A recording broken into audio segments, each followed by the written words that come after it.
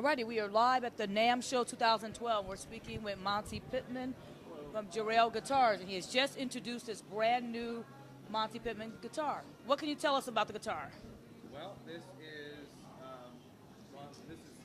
Jarrell's third year at the NAMM Show. I just met them their second a couple of years ago, and I got one of their guitars. I fell in love with it, and as Philip Jarrell and I got to know each other and got to talk more, he proposed the idea of doing a signature guitar. And for me to do a signature guitar, I guess the idea is kind of take anybody I've ever played with or any gig I've ever done, and I usually need a bunch of different guitars with different sounds to go with whatever song. And I like variety. I like good clean sounds, and I like to shred. I like the heavy stuff, and I like the light stuff all equally. And what this guitar gives you that I haven't found any other guitar that can do personally. This guitar in particular, you have 13 different sounds.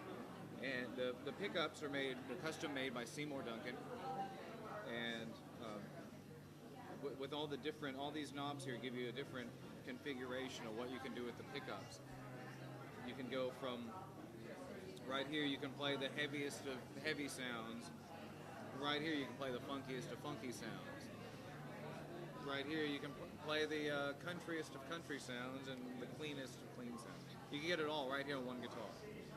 You also have just a kill switch, so you can, if you want to, you can just turn the guitar off, but you can also use that as an effect. I call it the Ace Frehley effect. He was the first guy that I saw do it.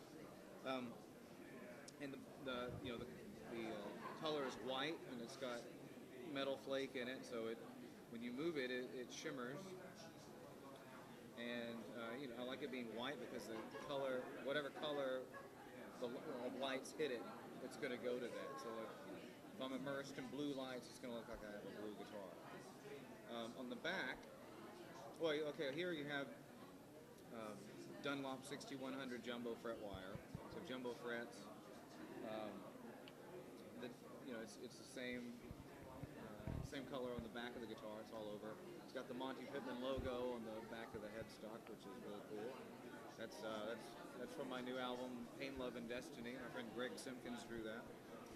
And the neck it fits perfectly in your hand. It's a little bit, it kind of makes a point in the back here, but it's a little bigger here. So it fits perfectly kind of with how your hand shape is. So you can easily get around and it's very comfortable.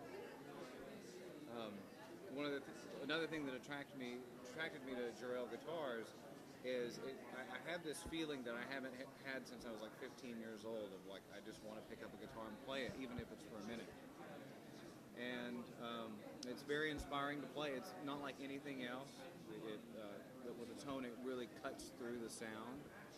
And a lot of times I play with people who have a lot of programming and a lot of big sounds, keyboards and stuff like that. So you got to fight to cut through that mix. And this has you could have one sound that sounds really good to you when you're playing it, but then when you're playing it with a band, it doesn't really cut through. It gets buried by everything else, and that's why you can find other configurations to kind of cut through and make everything flow harmoniously. Wow, sounds fantastic. Now, you're going to be playing at the Super Bowl. Yeah, that's coming up February 5th in Indianapolis. And playing with Madonna, doing the halftime show. That's exciting. I've never played a Super Bowl before. Hopefully the first of many. Guitar will be? Yeah, this will be here. That's what I'll have. Now, you also have a new record. Got a new album out. Yep. It came out in October called Pain, Love, and Destiny. And it's doing great. There's a nice, slow, steady increase with what I'm doing on my own solo stuff, and that's all I could ask for. That's all I want, So that's great.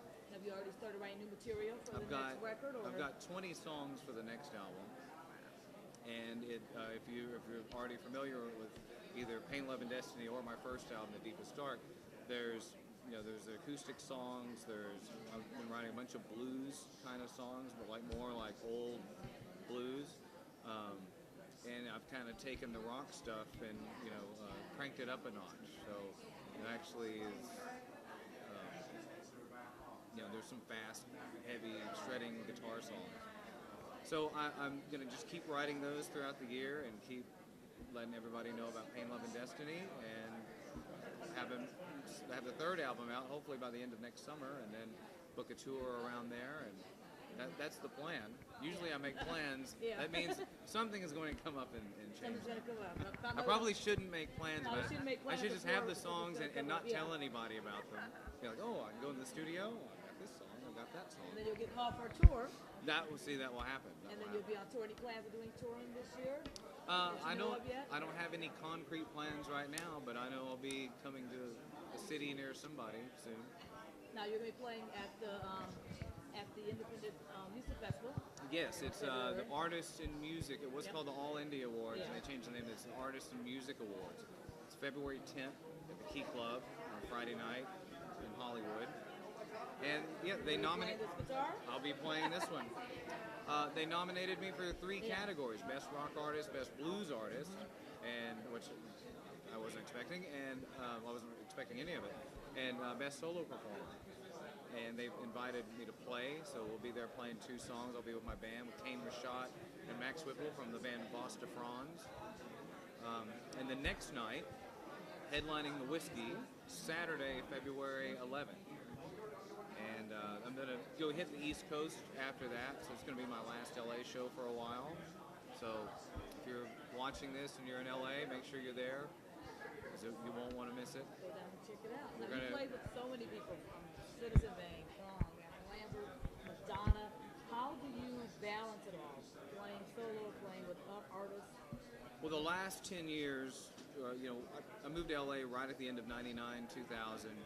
I wound up playing with Madonna and Prong that first year. And as things grew with both of those, I would just always kind of go back and forth. Like I would do a tour with Madonna, and that takes up a year. And then when I was done, it kind of worked out perfectly where Prong would be getting ready to do something. Because Tommy Victor, who's the singer and guitar player for Prong, it's his band. He also plays guitar for Glenn Danzig, and he plays guitar for Ministry.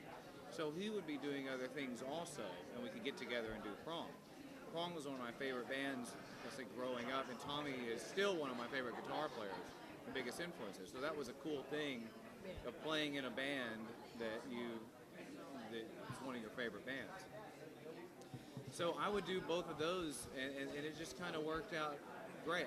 I wanted to start my own rock band, which is one of the reasons I moved to LA in the first place.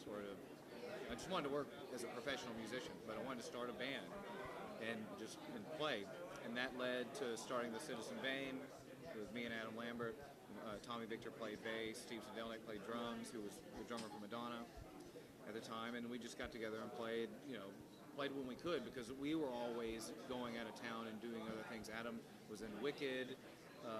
Steve was starting to play with Seal, and then Tommy would have Danzig, Prong, and Ministry, and then I would go So it worked out perfect. with Tommy Yeah. to do Prongs. It was hard getting everybody in the same city at the same time. And then then Adam went on American Idol, and then after that, when it was time for him to tour, he invited me to play guitar for him. So I played for him for the Glam Nation tour in 2010. This last year we just had 2 one-off shows, but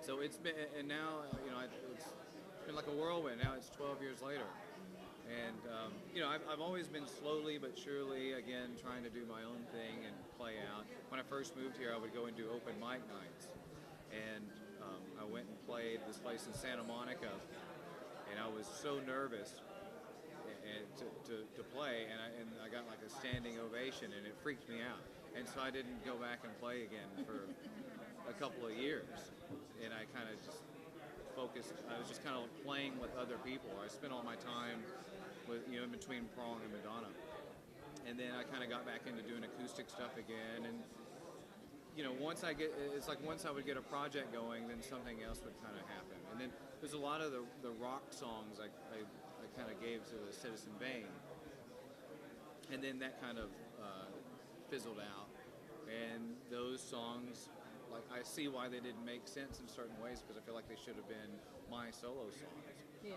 And when I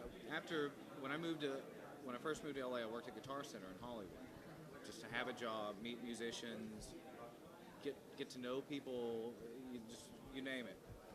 And I started teaching guitar lessons about 6 months after I lived there, because at the time there weren't a lot of guitar teachers. You would think Hollywood. You'd think that some guitar hero's phone number. You could just go take lessons from them. And so I started teaching. Yeah, I used to teach when I lived in Texas, and I started teaching Madonna. And Madonna was my third or fourth student, and it was about 6 months after I started teaching her, she invited me to go on tour with her. And when I left to go on that first tour, I had a circulation of 55 students. So it's not like I just stepped out blindly and you never know what was going to happen. I could have very well had to move back home because I quit my job and I was just going to teach. And so there's like this theme that if I do things on my own, things kind of take off in a strange way, and it's kind of happening again with doing my solo stuff. One great guitar student to have. Yeah, and she's very dedicated, and I learned a lot from her too. So. Cool, that's fantastic. Well, hold the guitar once again. Well, here's we're talking about the Pittman at the NAMM show and explain the new Jarrell guitar. Thanks for talking to me, and make sure you check this out. You go to Jarrell Guitars. They have a website. I've got a website, montepittman.com, so you can find us. And make sure you play one for yourself. If you're learning how to play guitar for the first time, if you're looking for a guitar and you don't know which one to start with, this will give you everything that you need. I could do a prong gig with it. I could do a Madonna gig with it. I could do my own gigs, do a jazz gig at a hotel if I wanted to. All right? So make sure you check it out. And thank you.